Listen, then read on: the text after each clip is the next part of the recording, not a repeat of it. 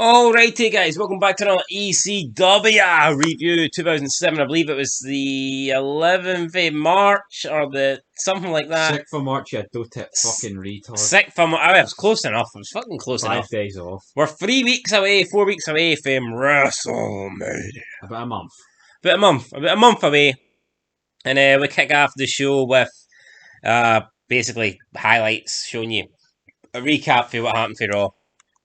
Showing you the Lashley stuff, the MAGA stuff, Trump, McMahon, billionaire. Definitely, even on ECW, this is getting a lot of attention. I guess so, considering Trump's guy isn't the ECW champion. But definitely, a lot of this time is taken up on ECW. And then we kick off with McMahon, comes out, demands an apology off Lashley. It showed you him slapping Lashley about 2 million times with about 20 different camera angles, and it was a good slap. It was the billionaire bitch slap, as McMahon called it, and yeah. I'm sorry, McMahon. Yep, so Lashley comes out, not good on the mic. Yeah, he's very awkward. He's pissed. Not as bad as Keith Lee, but... Yeah, well, McMahon, let me tell you. Lashley's actually pretty good now, but back here, he wasn't good. And then he says he owes McMahon an apology, the crowd the apology, and he's apologised, and he says, I apologise for not kicking your ass, and almost break McMahon's hand. McMahon's fucking selling it like the god that he is. Also, McMahon in his promo kind of botched early on, but then he turned it around and... Remember? Ah, yeah. Yeah. He stumbled over his words, and then he was like, you people intimidate me? You suck! So, yeah. McMahon, great. Even when he forgets his lines, he doesn't do a Hogan. He gets on with it. He deals with it. You know what I mean? He mans up and fucking gets on to the next... point that he has to make. And anyway, our point is that's how this show started. Bobby Lashley walks to the back. Then up next with Hardcore Holly taking on Balls Mahoney. A match that nobody wanted. A match that nobody asked for. A match that nobody needed. The walls, this was knife to the wrist. Head to the pillow. Any I'll be hitting head very soon. Any of them will do. Hardcore Holly wins. Does this mean he's getting a future title shot against Bobby Lashley? I fucking hope not. I can't believe how strong they've actually booked Holly. I know. I mean, he beat RVD clean. He beat Punk clean. Alright, beating Balls Mahoney clean in 2 minutes doesn't really do much. Beat Test. I just don't... You could argue he gets screwed numerous times against Lashley. Yeah, I mean, I don't get it. Is Hardcore Holly the future ECW champion? One can only hope not. We then see CM Punk backstage getting interviewed by Rebecca. There's just something very weird about this girl. I can't explain it, but maybe it's a list, but she just... You've got CM Punk in the back. Alright, Dusty. I'm a son of a fat bastard. Anyway, Elijah Burke interrupts this promo. He kind of gets punked. There's a lot of tension here. Punk's like, piss off, and he kind of wants Punk to join the new breed. RVD turns up. He thinks Punk's got more in common with the originals, and RVD says he should join the originals. Punk is kind of left in the middle here. Doesn't pick a side, but perhaps he will. I can definitely pick a side which does more drugs, and if he's straight edge, well... Yeah, I don't see how the car journeys... maybe bar Tommy Dreamer.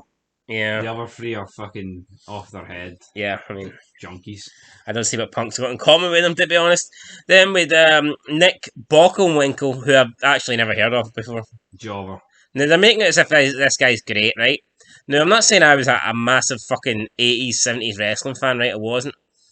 But surely someone who is relevant, you would know his name. Now, I'm not saying you'd need to fucking watch 10 million matches of the guy and know every promo, and know his most commonly wore colour of trunks. I'm not saying that, but surely you would know the person's name.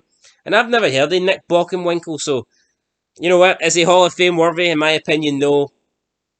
But, I mean, you can just imagine in 15, 20 years' time the kind of names that are going to be going to the Hall of Fame, so I guess he'll fit in sooner or later. Jerry Lawler says he's in his top 5 opponents of all time, so he's only had 5 matches. Yeah, then Taz was ripping the piss out of a bunch of guys that played for the White Sox at ringside. And one of them grabbed him. Yeah, this is what you don't get. See, like, these teams, like, you don't get them seeing current Raw. They don't turn up anymore because the product's garbage.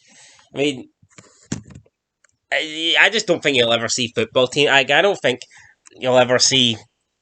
Like, you got a feeling that these guys are actually turning up and buying their tickets because they want to be there. The only way you'll ever get it now is, like, when Tampa Bay won the Super Bowl, it's as if WWE paid them to like attend the show. Yeah. But these guys ain't going to turn up because, oh, WWE's in town, let's go and watch it. Fuck no, it would be more like, you know, WWE negotiate a deal. Like, here, do you want, we're doing a show, do you want to come and we'll pay you and you can be a part of the. It's more like that, you know what I mean? Yeah. It's like Tyson Fury. Tyson Fury wasn't at SmackDown because It he was wanted good. to watch it. Like, he was there because he'd agreed a Fucking deal, paid. and do you know what I mean? So, it is what it is. Then we moved on. We got Extreme Expose with 3 guns in the ring, so we didn't have a shootout or nothing like that. Yeah, what need did these fucking guns do? Yeah, I didn't really understand this. They weren't dressed as like police officers or whatever, and there was no like lyrical moments in the song where it was like, "Oh, bang bang" or "pull the trigger" or nothing like that. I mean, they were just dancing along to a song, and they picked up a gun I for should like be getting took out of Peacock 5 seconds. relatively soon. Didn't make much sense. I mean, A couple of N words dropped in there. a couple of N words in the song. Nigga. Yeah. Then we had RVD versus Elijah Burke. RVD beat Elijah Burke in a, you know, decent match, I guess. RVD beat Burke clean. And then we move on to the main event. Stone Cold Steve Austin, who was half drunk, talking about the Battle of the Billionaires. The What chant still over, even in a 2007 period where wrestling is beginning to die. Even the What chant is still strong. The What chant is still over on the third brand. And then Austin, with his beer intact, goes around, people asking the ring. There was some guy who was asking who wants to see Bald McMahon or Trump, and the guy was called Dick. And Austin couldn't believe his name. He's like, what? What? Might not even be called that. Like, Yeah, it could have been like, the first guy he answered fucking didn't even answer. He's like, oh, who do you want to win? And Austin like had no time for him. Fuck you. When he was surprised if Austin gave him a Stone Cold Stunner. Then Austin said he'll be on Raw and he's not picking sides and all that stuff. Decent Austin promo to end the show. Then that's it. Austin drinks more beer, and that's how the show finishes, guys. And we get a wee announcement that Mick Foley's going to be here next week as well. So we'll see what Mick Foley's got to say. But anyway, that's it, guys. That's it for your ECW review. And let's do our final ratings. I'm going to give this show a. I'm giving that a 6 because, I mean, you start with McMahon and you finish it with Austin. And the Austin stuff was good. I enjoyed the Austin if there stuff. was one thing I hate. Yeah, Austin, like, he's like, oh, I'm only kidding you.